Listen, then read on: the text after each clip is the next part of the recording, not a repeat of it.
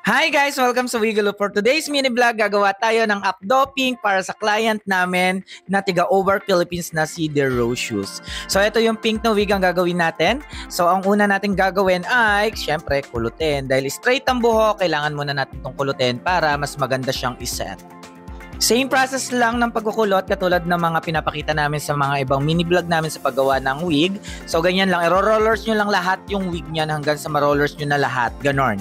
So ayan, so niro-rollers na ni Ian itong wig na to, and then after nitong i-rollers, ayan, syempre i-steam natin. So kung mapapansin nyo, ganyan yung rollers namin na ginagamit, so bumili na kayo niyan kung gusto nyo talaga mag-style ng wig kasi maganda yung pagkakulot nito kapag itong yung rollers na ginamit ninyo. Dito matatapos na si Ian i-rollers ang buhok at ayan itsura ng wig kapag na-rollers. So ganyan ha, mag-rollers mga mima kapag gusto niyo magkulot ng synthetic lace front wig. So after niyan, lagyan natin ng plastic para ma-cover yung buhok, and then kapag in-steam, perfect yung pag-steam natin. So ang steam ng gamit namin is pang-steam ng damit. So pwedeng nyo yung gamitin. So after 24 hours, ayan tinatanggal na ni Ian yung rollers, and then kung mapapansin niyo, nakulot na po yung mga buhok. Sa synthetic wig naman, kapag mag-steam kayo, pwede naman 4 hours, pero mas maganda kasi mas matagal, 24 hours, or mas maganda 2 days pa nga kung hindi kayo nagmamadali. So ito guys is 24 hours lang namin ito ni rollers or in-stay bago tanggalin yung rollers niya. So ayan na siya yung pagkakulot. O diba ang ganda? And syempre susuklayan niya ni Ian para yung buo-buo na pagkakulot is matanggal. Suklay lang ng suklay. Tapos eto na, isineset na to ni Ian. So binoblower niya yung harapan para medyo umi-straight kasi ang gagawin dito is updo or yung para nakaband na buhok. So eto guys, ang ginagawa na ni Ian is pino-ponytail na. So nire-ready na ni Ian i-ponytail itong buhok, ini-hairspray na niya, sinusuklay na niya, and then lalagyan niya ito ng glue para helmet type. Ang helmet type na wig is yung antigas talaga ng base. So ganon. So nilalagyan namin yun ng glue para tumigas lalo yung base. So ito inaayos pa lang ni Ian, and then ito nilalagyan na niya ng glue para ayan perfect talaga yung base. O diba? Antigas na ito mga mima.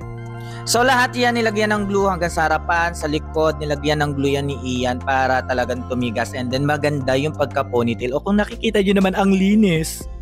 Tapos na yung base, naayos na ni Ian. So ang gagawin naman niya is i-style na ni Ian yung wig sa gusto ng kliyente. So ang gusto ng kliyente is updo na parang bulaklak yung sa taas, tapos may bangs. Tapos ayan, inaayos na rin ni Ian yung sa likod, and then eto guys, yung sa taas, inaayos na niya. So ang design nito is parang bulaklak dun sa taas niyan. So ayan, kung mapapansin ninyo, inaayos na ni Ian. Dinadahan-dahan niya yung paglalagay ng mga buhok, and then para maayos na din. So ayan, o kita nyo, hairpin, tusok dito, tusok doon, ayos ng buhok dito.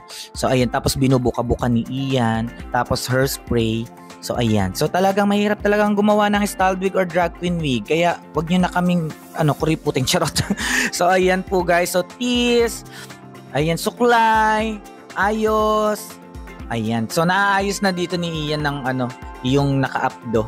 So kita nyo parang bulaklak yung itsura, di ba? So dito sa part na to, malapit na siya matapos. And then ayan na yung itsura ng updo niya. So kita nyo parang siyang bulaklak, di ba? Ang cute, nakakababae. Ang susunod naman is yung sa harapan. So lalagyan niya ni Ian ng baby hair. Kumuha lang siya ng konting hair dyan, and then gugupitin niya yan. And then after, yung gagawin naman niya is yung bangs. So ayan, ititis. And then yung hairspray, aayusin. Kasi parang nakataas siya ng konti itong bangs na to eh. So ayan. Ayan, so eto, tinusukan niya para maayos niya yung bangs ng wig. So ito, yung nakikita nyo na yun na pang tusok na yun, barbecue stick lang yung nabakal. So ito, binoblower na ni Ian yung bangs at tapos na ang buhok. So ayan po, tapos na po guys ang drag queen wig na pinagawa sa amin ng tiga over Philippines na si The Rose Shoes. Ayan po yung pink. O diba, nakakababae. So ayan yung itsura niya. Ayan, and then with the baby hair, with the baby bangs, tapos updo. So sa mga gusto pong magpagawa po ng wigs po dito or drag queen wigs po dito sa Wigalo, mag-message lamang po kayo sa Facebook page po namin, and then send nyo lamang po yung design na gusto nyo pong ibagawa. Yun lamang po guys, mag-ingat tayo always. Bye-bye!